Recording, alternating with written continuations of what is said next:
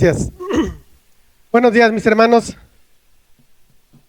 En un momento cuando Pastor Hugo nos hablaba de esta gran idolatría que como país le mostramos a otros hombres, ¿no? La de la selección de fútbol de México.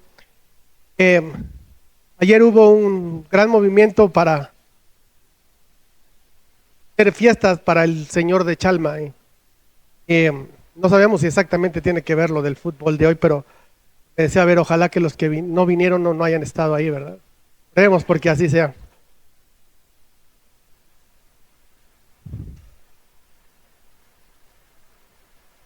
Okay. Cuando llegamos a los pies del Señor, podría decir que la gran mayoría, si no es que prácticamente todos, de una manera generalizada, llegamos a los pies de Dios buscando algo. No sabíamos en ocasiones qué. Otros sí sabían, otros entendían que había un problema y que básicamente habían agotado toda opción y que pues la última opción que tenían era acudir a Dios. Otros por una necesidad específica que los llevó a buscar este encuentro con Dios, o al menos es lo que pensamos.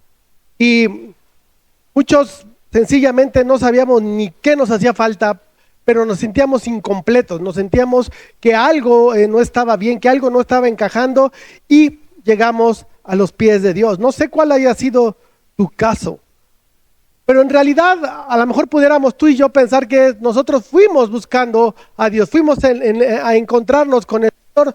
Sin embargo, la Escritura nos habla claramente que Él es quien nos busca y Él es quien prepara nuestro corazón para este encuentro. La idea es transformar nuestra vida, para entonces sí poder experimentar ese gozo, esa alegría, esa felicidad que todos buscamos y que a veces parecemos como un hámster que está corriendo en su rueda y que nunca alcanzamos la meta.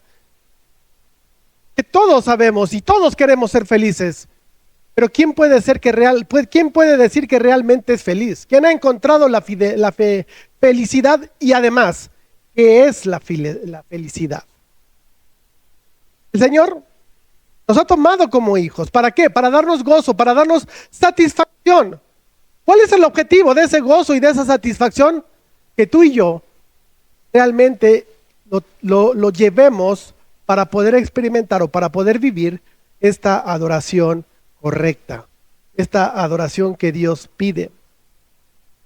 De esta forma empieza nuestro caminar y es a través de esta relación con el Señor que Él irá desafiando nuestras creencias y desafiará también nuestras situaciones personales. Toda nuestra vida se verá desafiada. Mientras Él será revelando en nuestra vida cada día más como el Mesías, como el Hijo de Dios, como el Dios mismo. Y es Él el único que puede satisfacer nuestras necesidades más básicas y también las más profundas. Porque tú y yo tenemos un grave problema y es que a veces no sabemos cómo llenar esos huecos que tenemos, esas insatisfacciones que la vida nos presenta. Generalmente, ¿cómo lo hacemos? A través de cosas materiales. Y esa manifestación de necesidades, tú y yo las queremos cubrir con cosas emocionales, con cosas materiales.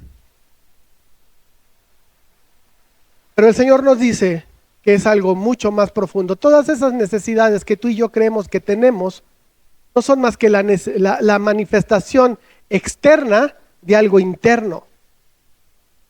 El Señor cuando nos encuentra, cuando se presenta en nuestra vida, entonces se revela y nos muestra el Evangelio. Es ahí donde tú y yo comprendemos que hay muchas otras cosas que tú y yo no terminamos por asimilar, pero que Dios nos ayuda a poderlas comprender. De tal forma, no importa tu pasado, no importa tu contexto, no importa de dónde vienes, tu situación económica, no importa absolutamente nada. Todos, absolutamente todos, tenemos un espacio en el corazón de Dios. Como cristianos ya encontramos el gozo porque hemos encontrado la esperanza, hemos encontrado el perdón en el amor de Cristo. Y ese amor que ha sido derramado en nosotros estamos aprendiendo, y ese es parte del aprendizaje que tenemos durante toda la vida, en cómo compartirlo con los demás. Todos aquellos que se sienten marginados, quizá tú y yo alguna vez nos sentimos, con todos aquellos que se encuentran perdidos o que se sienten perdidos. De manera que la verdadera satisfacción, la verdadera felicidad, el verdadero gozo, solo lo vamos a encontrar en Cristo.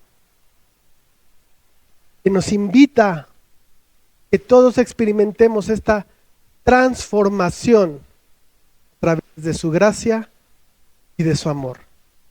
Nuestras necesidades espirituales, o nuestra gran necesidad espiritual, se manifiesta a través de necesidades que tú y yo queremos suplir de una manera material, de una manera superficial.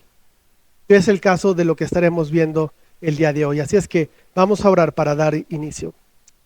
Amado Padre, te alabamos y te damos gracias, Señor, por la vida que nos regalas en esta mañana. Gracias porque hoy nos regalas un día lluvioso y nos gozamos en ello, Señor, porque la lluvia es de gran bendición, porque inmediatamente vemos cómo nuestra ciudad llena de problemas es bendecida al empezarse a convertir todo en verde.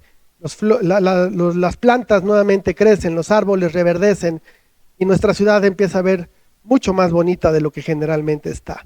Gracias, Dios, por todo ello. Gracias, Padre, por tu palabra principalmente, Señor, y es necesario que nos ayudes a poderla comprender, a poderla interpretar de manera correcta, Señor. Ayúdanos a través de tu Santo Espíritu, que hoy este ejercicio espiritual que estamos haciendo, Padre, sea un ejercicio donde tú seas exaltado, tú seas reconocido, seas tú quien se lleve la honra y la gloria, y que para nosotros, Señor, sea de bendición el poder aprender y el poder adorarte como tú solamente lo mereces y como tú lo solicitas, Dios. Hoy tu palabra, Señor, penetra hasta lo más profundo de todo nuestro ser y se convierta en obra para tu gloria y para tu honra, Señor, en el nombre de Jesús. Amén. Llegamos al capítulo 4 del Evangelio de Juan. Desde el versículo 1 la Escritura dice: cuando pues el Señor entendió que los fariseos habían oído decir, Jesús hace y bautiza más discípulos que Juan, aunque Jesús no bautizaba sino sus discípulos, salió de Judea y se fue otra vez a Galilea. Y le era necesario pasar por Samaria. Vino pues a una ciudad de Samaria llamada Sicar, junto a la heredad que Jacob dio a su hijo José.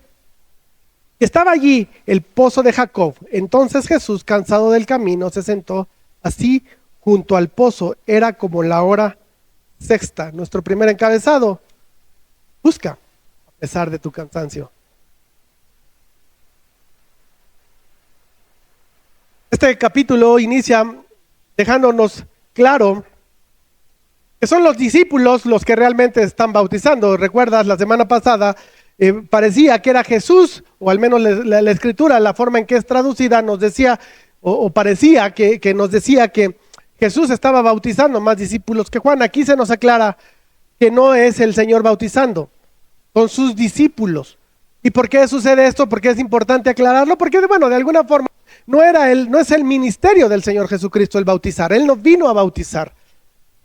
Él vino a otra cosa mucho más relevante. Sin embargo, es importante el bautizo. Y de alguna forma este tiempo que el Señor le dedica no a bautizar, pero de alguna forma está presente, está como supervisando que el bautismo se haga de manera correcta, y tiene que ver con el bautismo de Juan, que es el bautismo para arrepentimiento. Una forma en que el Señor está supervisando que las cosas se hagan bien, y que por otro lado está avalando que el bautismo que está practicando Juan el Bautista es correcto. Es correcto como lo ha hecho y es correcto que lo siga haciendo. Por lo tanto, Jesús está avalando de esta manera también el trabajo que ha realizado Juan el Bautista. Después, ¿qué se nos dice? Que sale de Judea y va hacia Galilea. Vamos a esperar a que la exposición que nos presente un mapa porque es importante que comprendamos esto. Podemos ver este mapa. Jesús está en Judea, que es la parte sur. Está en la parte sur y tiene que ir hacia Galilea, es decir, hacia la parte norte. Todo esto conforma del río, para acá conforma la parte de Israel y tiene que pasar por la parte de Samaria. ¿Por qué está dividido así o estaba dividido así Israel? Recuerda la parte de los reyes. Tenemos dos libros en el Antiguo Testamento, Primera y Segunda de Reyes. En esta época, el pueblo de Israel tuvo su primer rey llamado Saúl, exacto. Después tuvo a David. David tuvo un hijo que fue Salomón.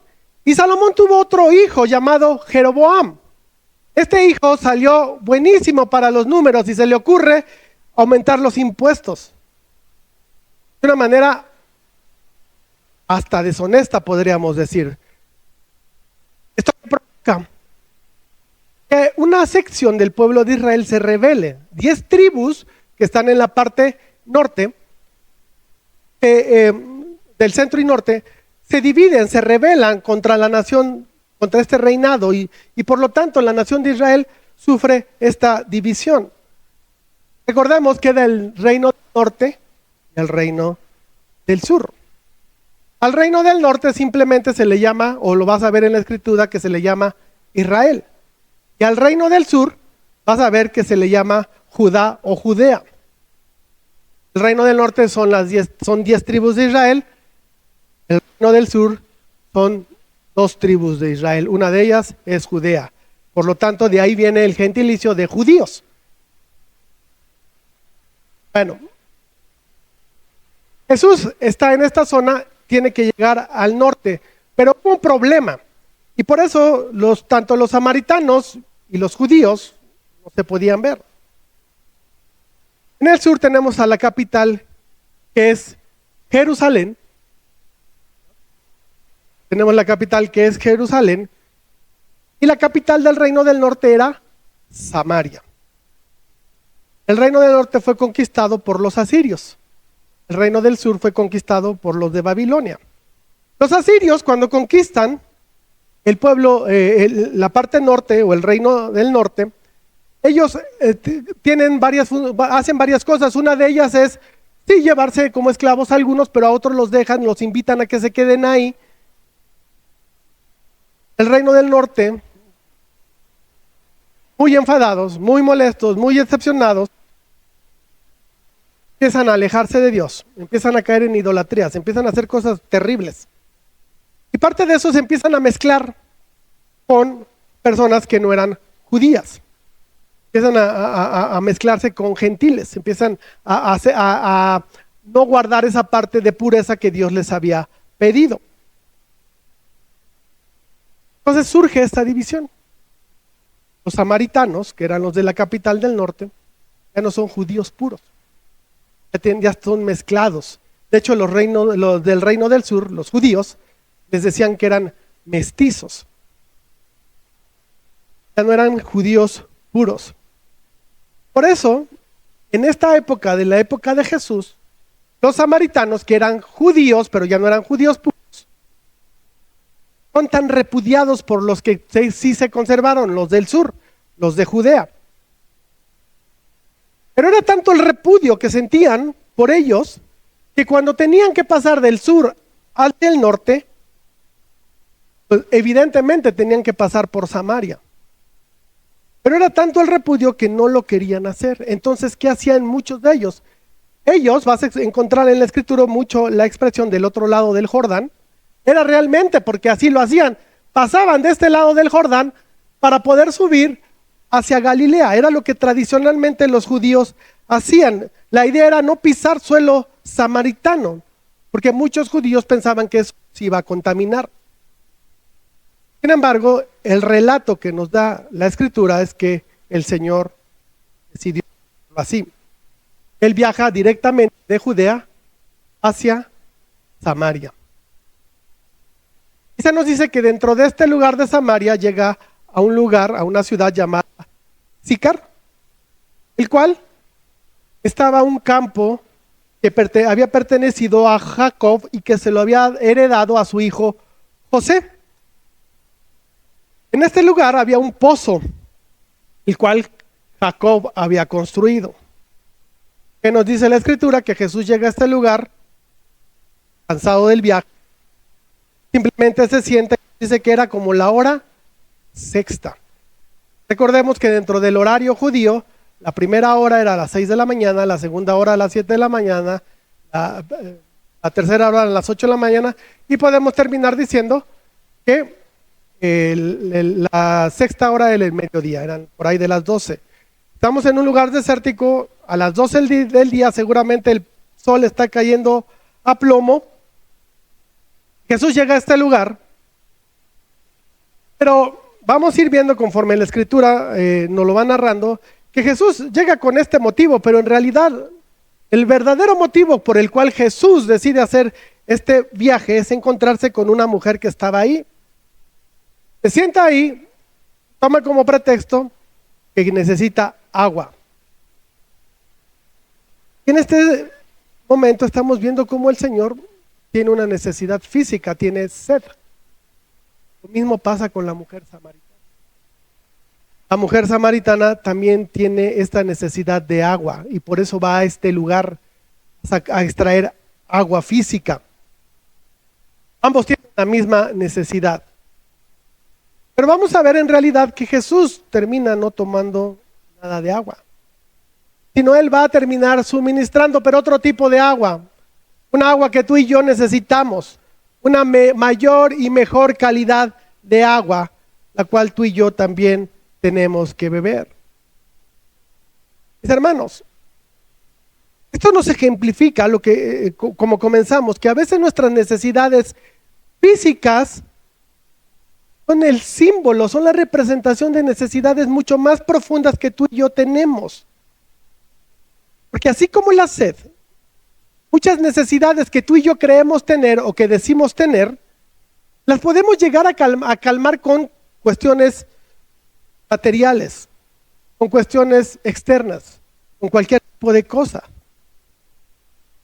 Pero realmente muchas de nuestras necesidades físicas o que se manifiestan de una manera física vienen de algo mucho más profundo de nuestro ser.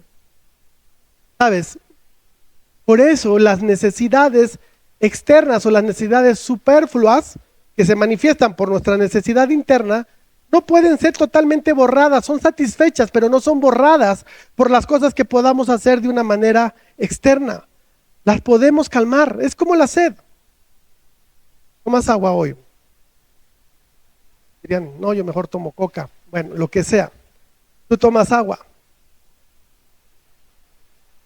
Pero al rato te va a volver a dar sed. Si no hoy, te va a dar mañana. De manera que la sed no desaparece. La sed continúa. La sed está siempre presente. Y tú la puedes calmar tomando un poco de agua, pero no la eliminas. En algún momento esa sed regresará. Preguntábamos al principio, yo creo que muchos de nosotros llegamos a Jesús por una necesidad física. Buscando algo, buscando que Dios nos hiciera el milagro de algo. Pero esa necesidad física que tú y yo teníamos, que a veces solemos seguir teniendo, se convierte en un encuentro espiritual. Esa necesidad que en un momento tú y yo llegamos a tener fue eliminada por completo. ¿Cuántos dejaron de fumar, Señor? ¿Cuántos dejaron de beber? Tenían esa necesidad. El Señor, todos decíamos que era una necesidad física. Todos aquellos, yo llegué a fumar por algunos años, y era una necesidad de repente el tener el cigarro. Llega el Señor y eso se quita en automático. Yo entendía que era una necesidad física, realmente era un problema espiritual. Yo creo que muchos aquí estamos en situaciones muy parecidas. Dios ha ido eliminando esas necesidades que son espirituales y que se manifiestan de manera física y ahora tú eres una nueva criatura. Por lo tanto, mi hermano, mi hermana, ¿qué tan dispuesto estás para cruzar esa barrera?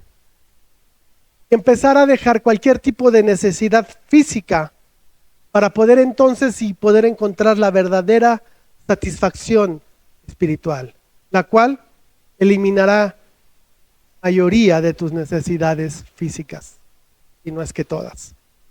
Versículo 7. Vino una mujer de Samaria a sacar agua, y Jesús le dijo: dame de beber, pues sus discípulos habían ido a la ciudad a comprar de comer. La mujer samaritana le dijo: ¿cómo tú, siendo judío, me pides a mí de beber, que soy mujer samaritana? Porque judíos y samaritanos no se tratan entre sí. Respondió Jesús y le dijo: si conocieras el don de Dios y quién es el que te dice dame de beber, tú le pedirías y él te daría agua viva. La mujer le dijo: Señor, no tienes con qué sacarla y el pozo es hondo. ¿De dónde pues tienes el agua viva? ¿Acaso eres tú mayor que nuestro padre Jacob, que nos dio este pozo, del cual bebieron él, sus hijos y sus ganados?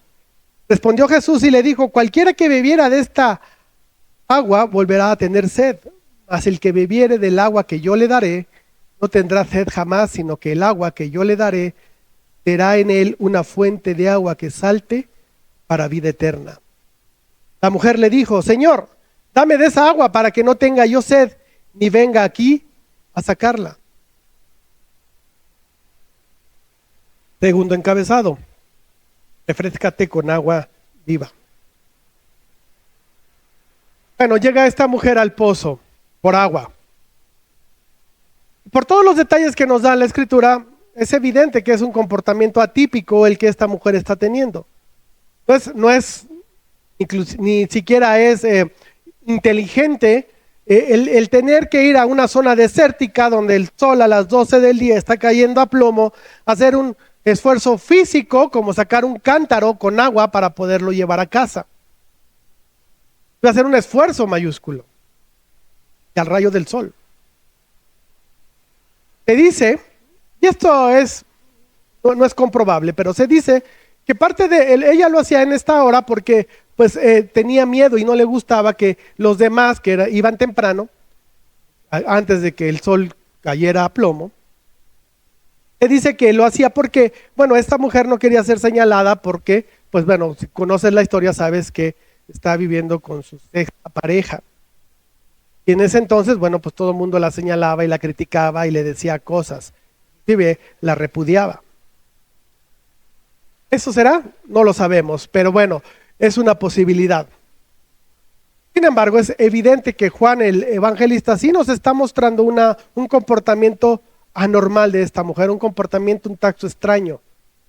Según vemos el versículo 7, Jesús le pide agua. Pero nos dice también que en este encuentro con Jesús y esta mujer es único, están solos porque los discípulos se fueron a comprar comida. Evidente que también Jesús está haciendo una petición inusual. Por lo tanto, la mujer se empieza a sentir incómoda por varias razones. Primero, él es judío, repudia a los samaritanos. Eso ya es un problema. Segundo, en esa época que un hombre y una mujer hablaran solos, pues no era muy bien visto. Segunda petición incómoda. Esta mujer se empieza a sentir incómoda por este diálogo. Pero el principal problema es que judíos y samaritanos no se quieren.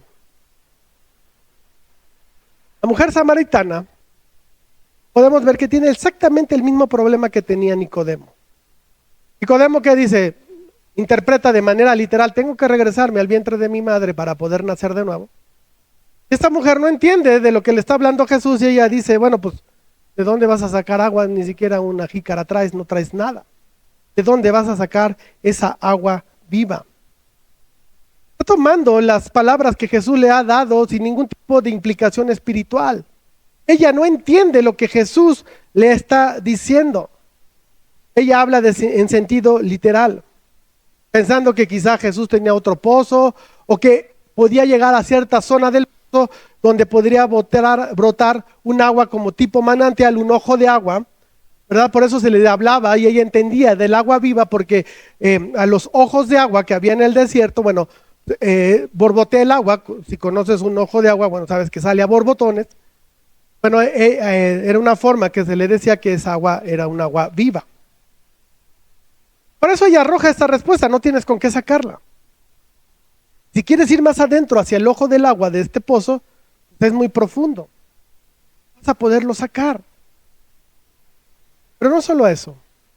Ella entiende que algo le está diciendo Jesús. Por eso le pregunto, ¿acaso tú eres mayor que nuestro padre Jacob? Jacob hizo el pozo. Él hizo todo. Y ahora tú dices que puedes sacar mejor agua que el que Él nos está suministrando por tantos años. ¿Puedes tú acaso darnos una mejor agua que nuestro padre Jacob? ¿Tienes algo mejor que él? Es interesante que esta mujer haga esta pregunta sin saber que no está hablando solamente con alguien mejor que Jacob. Está hablando con el Dios de Jacob. Para Jesús le bastaba simplemente decir, soy mayor que Jacob. Pero Jesús no responde de esta forma. Porque ese no es el motivo por el cual Jesús está allí conversando con ella. La verdadera intención de Jesús es que esta mujer comprenda la necesidad que tiene, la necesidad real, la verdadera, no la que la lleva ahí. Por eso que es importante que esta mujer termine entendiendo que Jesús le está hablando de un agua espiritual y no de un agua física. Tenemos una agua que nos produce sed, que nos calma el agua, pero no nos quita la sed. Y tenemos un agua espiritual que tiene un propósito mayor, no solamente el del de quitar sed. Dice que tiene el propósito de brotar para vida eterna. ¿Qué significa eso? Normalmente si tienes sed, decíamos hace un rato, ¿qué haces? Tomas agua. Pero decíamos, bueno, esta agua va a regresar y así sucesivamente. Así es que esa sed nunca va a desaparecer. La vas a mitigar, la vas a calmar, pero nunca va a desaparecer. Solo calmamos el agua, pero nunca la quitamos del todo. ¿Sabes? Esto es lo que está haciendo la Escritura, obviamente el Señor, es enseñarnos que así es nuestro corazón. Nuestro corazón está lleno de anhelos. Tú y yo deseamos muchas cosas en la vida. Y en la manera que a veces logramos obtener ciertas cosas, esa es una forma en que tú y yo vamos mitigando esa sed que tenemos. Pero nunca la vamos a eliminar porque siempre vamos a estar buscando más necesidades. De manera que, ¿cuál es el agua que generalmente utilizas para calmar tu sed? Generalmente todos ocupamos cosas materiales. Y es ahí donde se nos va la vida. Estamos profundamente ocupados buscando calmar nuestra sed con cosas materiales. Y esto es lo que el mundo nos ofrece. Pero no nos puede satisfacer. Tú y yo hemos aprendido muchas veces a calmar nuestra sed con placeres, con satisfacciones, con experiencias emocionales. Pero a veces el problema al no obtenerlos, ¿cuál es el resultado? Ansiedad, tristeza, frustración, enojos. Cuando tú y yo nos sentimos así, también te caen unas compras en un mal momento.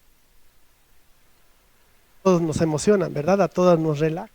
Irnos de compras, irnos de vacaciones. El problema que nos está presentando la Escritura es que tú y yo buscamos la satisfacción que es espiritual, buscamos, o esa necesidad espiritual que tú y yo tenemos, buscamos la satisfacción en cosas materiales. Cuando la verdadera satisfacción solamente la vamos a encontrar en la vida eterna con Dios. Que el ser humano fue creado para ello. Pero en algún momento el ser humano rechazó esa vida eterna al lado de Dios. Prefirió pecar, prefirió desobedecer a Dios. Y cuando el pecado entró a nuestra vida, de ahí en adelante tú y yo empezamos a estar vacíos y sin Dios, sin vida eterna a su lado. Esta es una necesidad que todo ser humano tiene y que no se calma con las cosas que el mundo ofrece. No mucho podemos mitigarlo, calmarlo momentáneamente. Y muchas veces esto nos genera una necesidad que el hombre natural termina por no saber qué es. Simplemente se siente insatisfecho, simplemente se siente mal, simplemente sabe que algo le falta, pero no sabe qué es. Aún como creyentes, muchas veces nos cuesta mucho trabajo entenderlo. Esto es precisamente lo que Jesús le está señalando a esta mujer samaritana. Mujer, has tenido una necesidad por toda tu vida que has tratado de saciar con situaciones que el mundo te da, con cosas materiales, pero no estás saciando tu necesidad de manera permanente. Quizá la calmas con momentos según llega un nuevo hombre. Pero dice Jesús, yo soy quien puede realmente calmar tu sed con la vida que puedo ofrecerte, porque es vida eterna. Versículo 15. ¿Cómo responde esta mujer? Todavía no muy claro. Señor, dame esa agua para que no tenga yo sed ni venga aquí a sacarla. O sea, dame esa agua porque yo ya no quiero seguir viniendo aquí a que me estén señalando y que me estén diciendo de cosas. Esa agua ya no me va a dar sed, bueno, ya no voy a tener que venir por agua. Es obvio que no se da cuenta del todo de su profunda necesidad. Y por eso Jesús va a cambiar esta conversación de una manera magistral como Jesús suele hacerlo, para que ella logre ver la gran necesidad que tiene y que ha tratado de llenar por sí misma, pero realmente no ha sucedido. Hermano, mi hermano, ¿cuál es tu sed? Si ahorita Dios se te apareciera como ese mago de la lámpara, te dijera, pídeme lo que quieras, te voy a dar todo lo que necesitas. ¿Qué necesitas o qué crees necesitar para encontrar la verdadera plenitud, para encontrar la verdadera felicidad? Yo sé que algunos, ¿qué dirían? Señor, si tan solo le echaras unos ceritos más a mi cuenta, yo sería feliz, ya estaría tranquilo.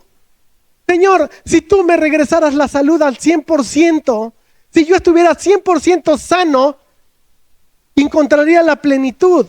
Quizá algunos otros dirían, yo necesito la aceptación de mi familia o de mis amigos o de mis hermanos o de la gente que tengo cerca. Si tan solo yo fuera aceptado por todos ellos y amado realmente, entonces yo tendría la plenitud. Señor, si tan solo eliminaras todos los problemas que tengo en mi vida, yo sería pleno.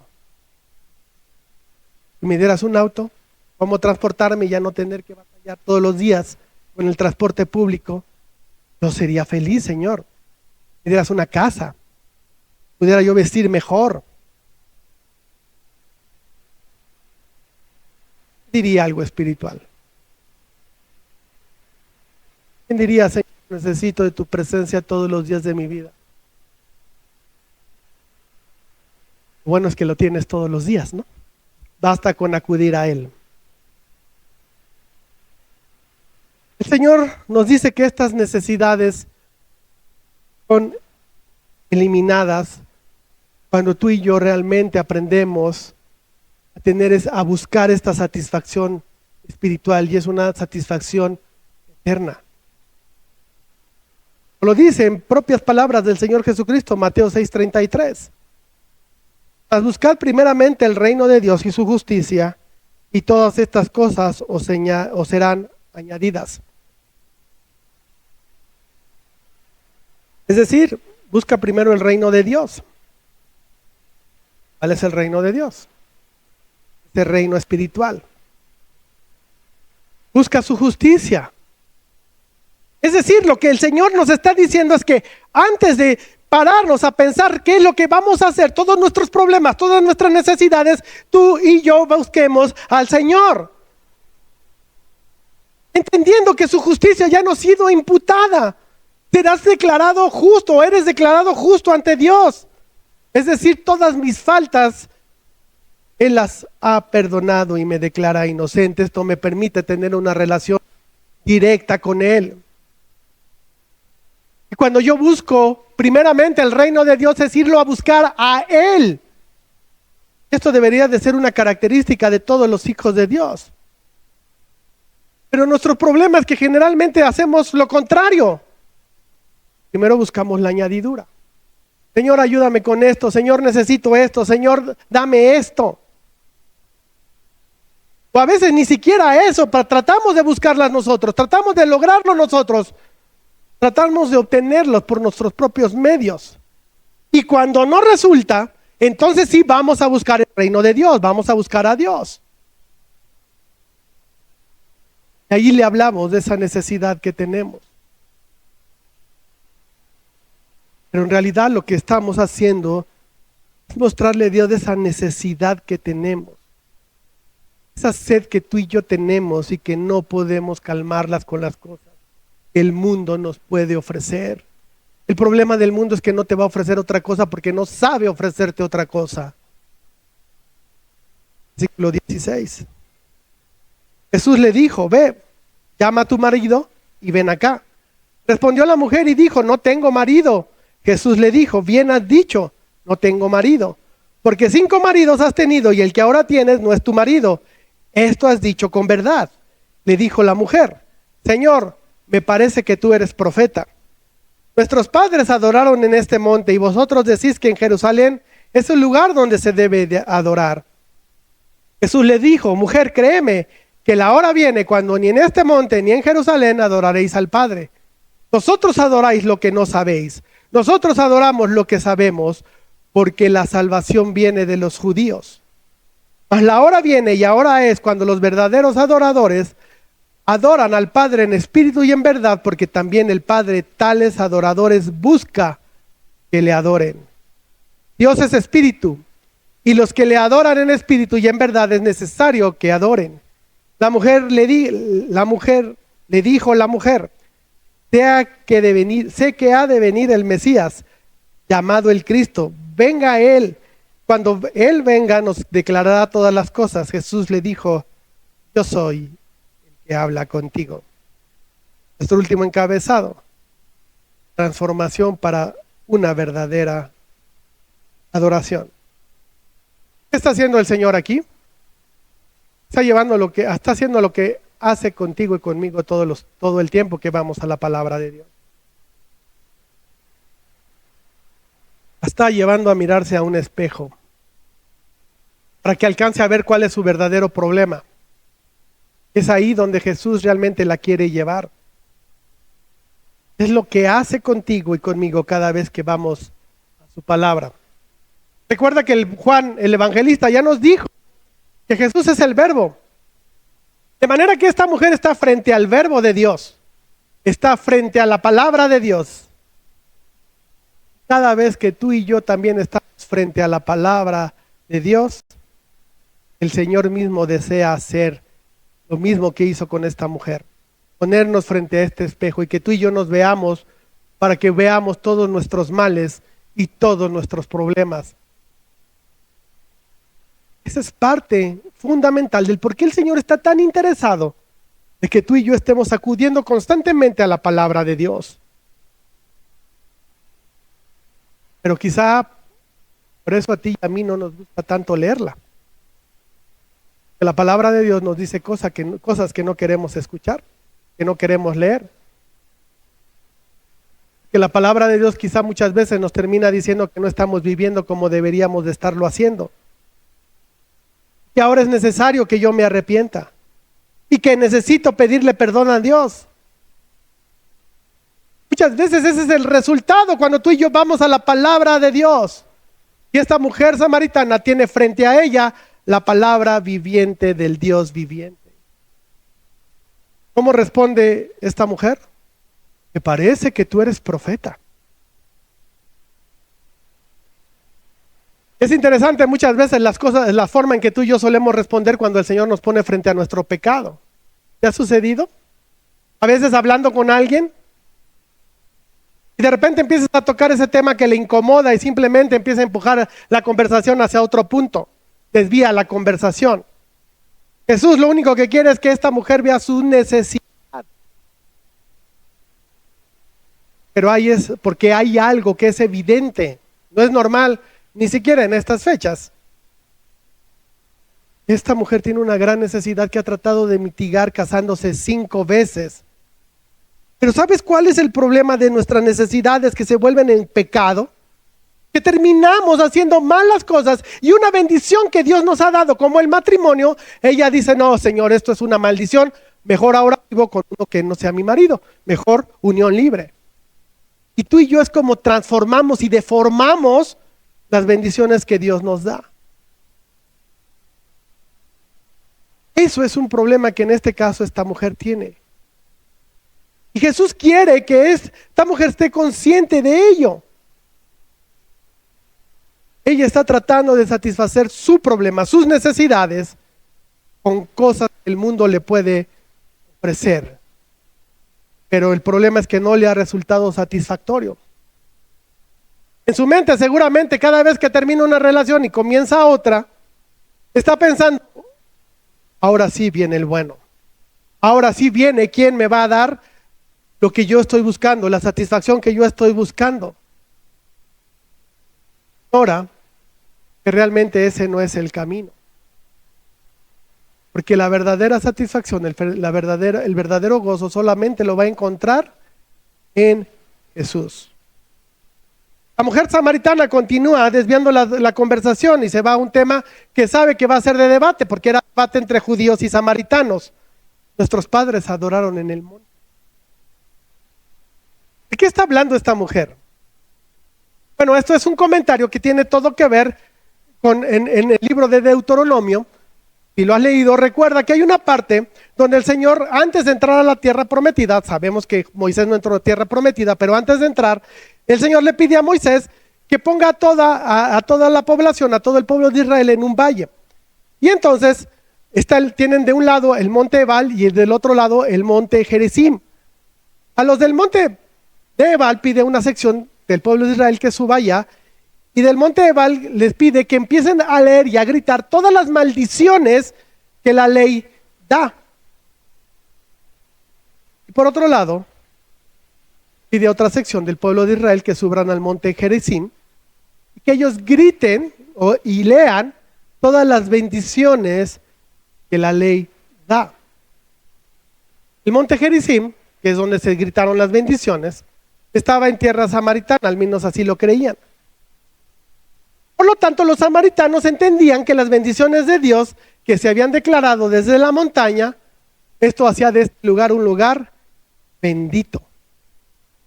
Y no era bendito, era una simple montaña, era un montón de tierra acumulada. Pero nuestro problema es que a veces nos aferramos a cosas que no tienen sentido. Otro problema que tienen los samaritanos es que ellos decían ser descendientes directamente de José, de la tribu de Manasés y de Efraín. Pero realmente no lo eran. Sin embargo, lo creían. Qué terrible es cuando las cosas no son verdad, pero nosotros tomamos la decisión de creerlas. No hay poder humano que nos quite la idea cuando tú y yo decidimos creer algo. Solamente cuando llega el Señor. ¿Verdad? Yo no sé si esto es algo que se da solamente en México, diferentes lados, pero los mexicanos nomás vemos un charco y arrojarle monedas, ¿no? Pensamos que eso nos va a traer suerte, eso es bueno. ¿De dónde salió? No tengo la más remota idea, pero a ver, quítenle esa idea a la gente. Muy difícil, muy, muy difícil. Bueno, los samaritanos pensaban que en ese monte había que ir a adorar porque de ahí venían las bendiciones, era tierra bendita. Continúa.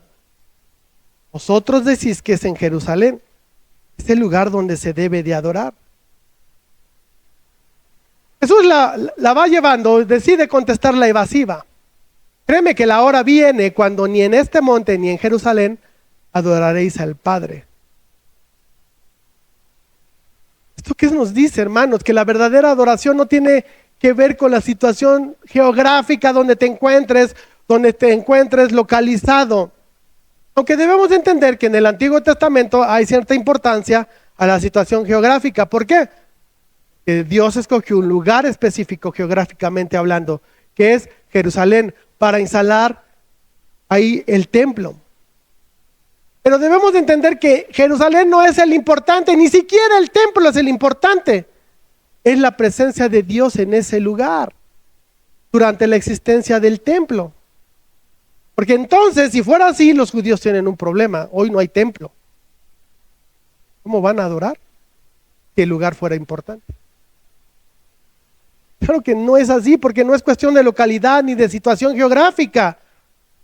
Por eso Pablo en 1 Corintios capítulo 6 versículo 19 nos dice: ¿o ignoráis que vuestro cuerpo es templo del Espíritu Santo, el cual está en vosotros, el cual tenéis de Dios, y que no sois vuestros? No hay ningún problema con la situación geográfica cuando se trata de adoración. Un creyente que ha nacido realmente de nuevo tiene en sí al Espíritu Santo de Dios. Él es el templo. Es que donde tú estés puedes adorar a Dios, porque tú llevas la presencia de Dios dentro de ti donde quiera que vayas.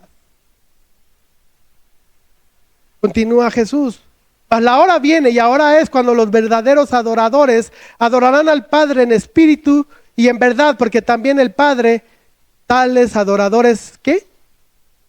Busca. Dios te busca que le adoren.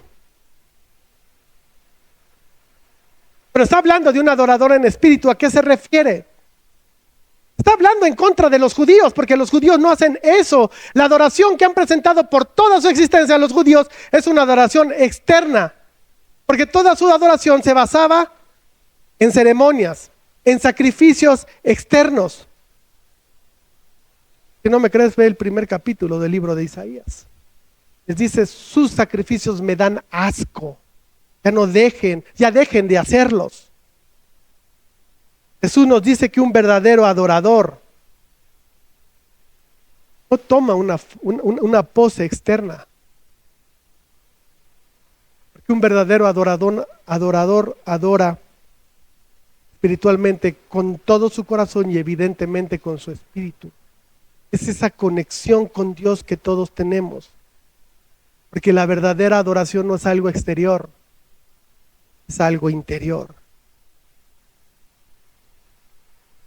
De manera que no es levantar las manos. Si tú lo haces porque estás en total rendición, gloria a Dios.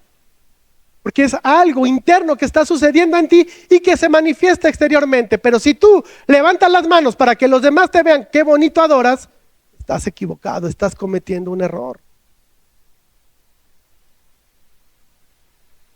La idea que nos está dando Jesús de adorar en espíritu es por un momento alimentar nuestro espíritu en esta adoración a Dios, en esta conexión con Dios, y poderle decir a nuestro cuerpo: tranquilo, alma. Porque tú y yo tenemos un cuerpo que todo el tiempo nos está hablando y nos está exigiendo que le hagamos caso. Que me duele, que estoy cansado, que tengo frío, que tengo hambre, que tengo sed. Sabes, tú y yo siempre lo estamos escuchando y lo estamos atendiendo. Toda la vida, todo el tiempo lo estamos haciendo. Pero yo te pregunto, mi hermano, ¿cuánto tiempo le dedicas a atender a tu espíritu? Porque somos cuerpo y espíritu, ¿no? ¿Cuánto tiempo le dedicas a tu espíritu? Que el espíritu, la única forma en que se fortalece es cuando tú y yo estamos en comunión con Dios, cuando adoramos a Dios. Por eso la oración y el ayuno son disciplinas espirituales. Es una manera de decirle a tu cuerpo: no. Porque parte de nuestro aprendizaje es a no ser esclavos de nuestro propio cuerpo. Porque es ahí donde yo voy a ser esclavo de mis propios apetitos. Cualquiera que sean nuestros apetitos carnales. Porque eso es lo que el mundo hace, satisfacerse todo el tiempo. Creen que la vida se trata de satisfacciones físicas y carnales. Y lo hacen porque no conocen nada más. Se cree que todo se trata, la vida se trata de sentirnos bien y de satisfacernos a nosotros mismos. Pero ¿cuál es el problema? Cuando me siento solo, cuando me siento triste, cuando me siento cansado, y aún como creyentes, nos desanimamos, a veces entramos en depresiones, y dentro de nosotros está la idea de que es que Dios no me ama, es que Dios me ha abandonado, es que Dios no me hace caso. Y acudes a la Escritura y es que eso puede llegar a ser verdad. Claro que no. Pero la propia Escritura me advierte que mi corazón es traicionero y engañoso. ¿Esto qué significa? Que mi corazón me va a mentir. Por lo tanto, muchos de nuestros deseos, de nuestras sensaciones y de nuestros sentimientos son mentira. Por eso Pablo le escribe a los Romanos en el capítulo 12, versículo 1. Lo voy a leer en la Nueva Versión Internacional porque es un lenguaje más actual. Romanos 12:1, Nueva Versión Internacional, dice: por lo tanto, hermanos, tomando en cuenta la misericordia de Dios, ruego que cada uno de ustedes, en adoración espiritual, ofrezca su cuerpo como sacrificio vivo, santo y agradable a Dios. ¿Esto qué significa? Que la verdadera adoración en espíritu es ofrecernos a Él. Es una forma de decirle a Dios: soy tuyo y deseo vivir de esa manera. Esa es la forma en que tú y yo somos ese sacrificio vivo. De manera que la Escritura hoy nos está retando a que tú y yo empecemos a decirle muchas veces no a nuestro cuerpo, a esas cosas que todo el tiempo nos está demandando, y empezar a decirle sí a las cosas que Dios nos pide. Y eso es precisamente lo que los judíos no hicieron. Pero también nos dice que debemos adorar en verdad. Es precisamente lo que los samaritanos no hacían. Porque ellos habían inventado su propia explicación religiosa de cómo surgieron. Ellos la inventaron, que descendían de José y que el monte Gerizim era un monte bendecido por Dios. Todo eso es mentira. Por lo tanto, no están adorando en verdad. No, porque ellos inventaron su verdad. ¿Cuánta gente conoces así? Bueno, yo creo que todos los caminos llevan a Dios, todas las religiones son buenas. Bueno, es que Dios es bueno y yo creo que no va a castigar a todos, más bien a todos nos va a salvar. ¿Cuánta gente inventa su propia verdad? El yo creo, el yo pienso, el yo siento. Tomar más en cuenta a Dios y ver qué es lo que Él realmente dice. Pero tú y yo como creyentes tenemos un grave problema. Porque en medio de todo ese mundo de opiniones y en medio de todo ese mundo de pensamientos, tú y yo estamos cautivados por las opiniones de los otros. Y sentimos que nuestra opinión no tiene valor, no vale de nada. Pero nuestra opinión no es nuestra, es la de Dios. Eso debemos de darle el peso que merece. Y tenemos tú y yo que saber qué es lo que realmente Dios opina en su palabra. Porque esa es la verdad. Por eso cuando tú y yo seguimos la palabra de Dios y nos aferramos a ella, estamos adorando verdad. Pero cuando tú y yo empezamos a adorar según nuestros propios conceptos, no estamos adorando en verdad. Por eso, mi hermano, tú y yo tenemos que vivir entregándonos al Señor todos los días, viviendo en su solicitud y no en nuestros deseos.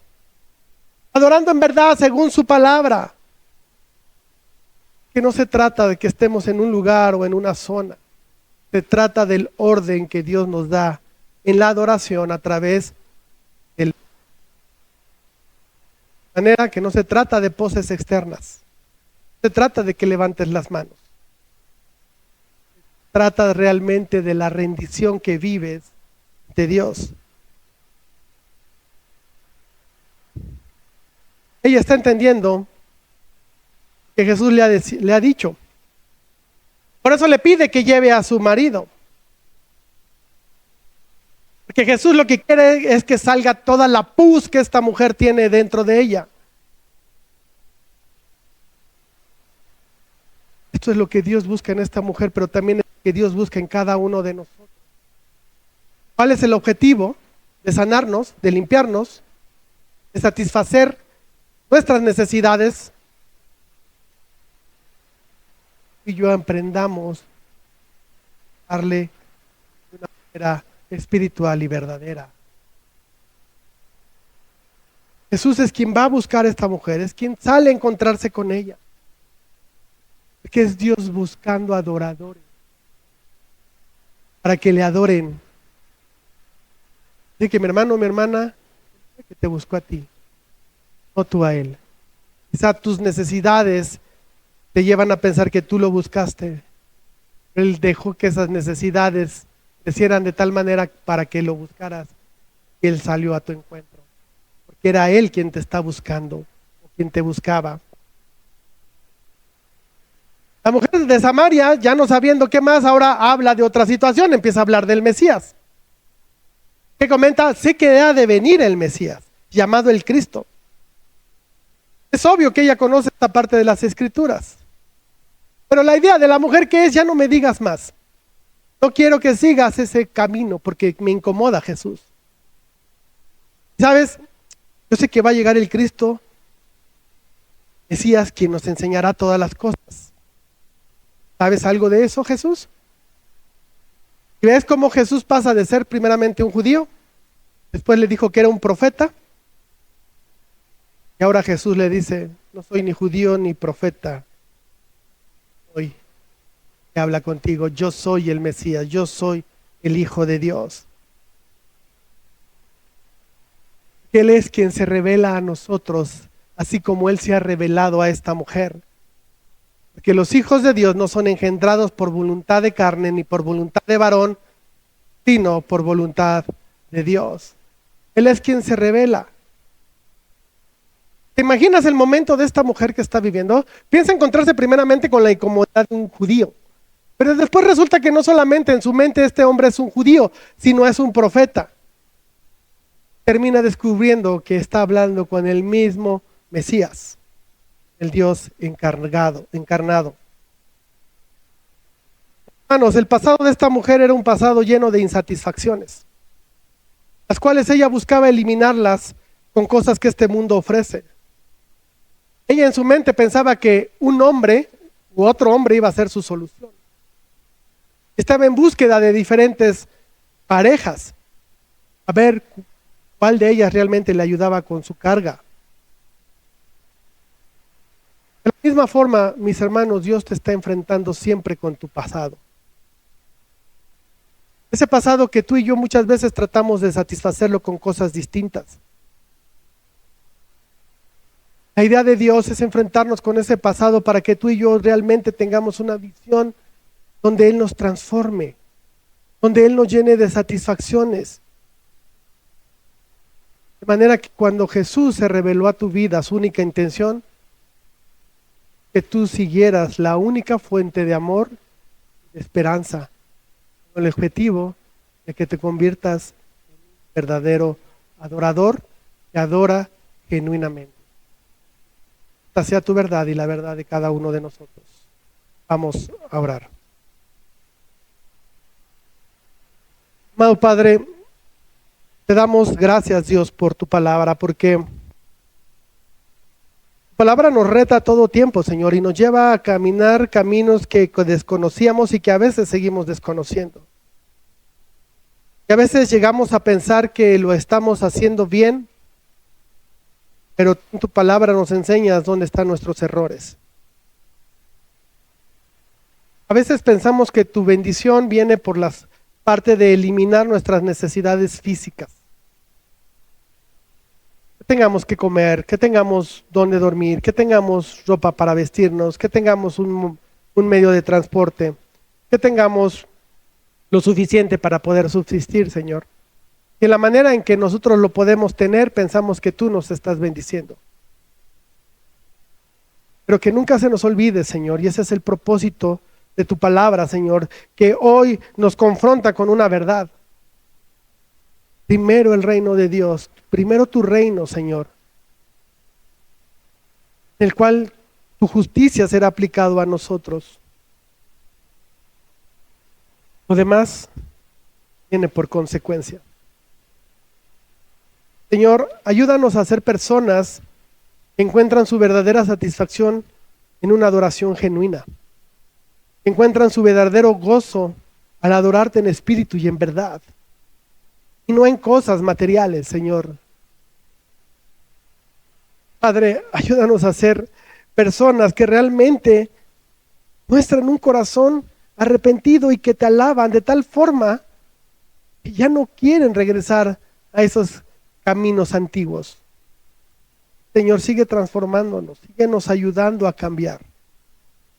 Quita de nosotros todo dolor, toda queja, porque eso no es solamente por cuestiones de situaciones que vivimos, sino es algo profundo, Dios, que hay insatisfacción en nosotros todo el tiempo por la falta de búsqueda de tu palabra y por ende de tu presencia, Señor.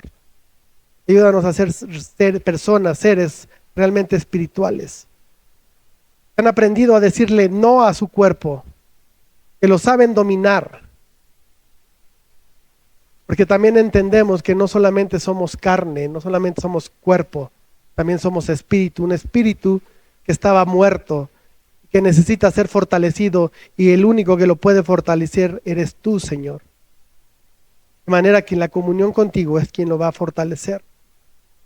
De otra manera, nuestro espíritu permanecerá débil. Seguiremos llenos de insatisfacciones, llenos de problemas, llenos de faltas, llenos de necesidades. Porque tenemos un espíritu totalmente insatisfecho por la falta de tu presencia, Señor. Ayúdanos a vivir en esta verdad. Que cada uno de nosotros sea un verdadero adorador que te adora en espíritu y en verdad. Porque tales adoradores tú has buscado. Estás haciendo en nosotros esos adoradores que te adoran de una manera genuina. Ayúdanos en este camino, Padre bendito, en el nombre de Jesús.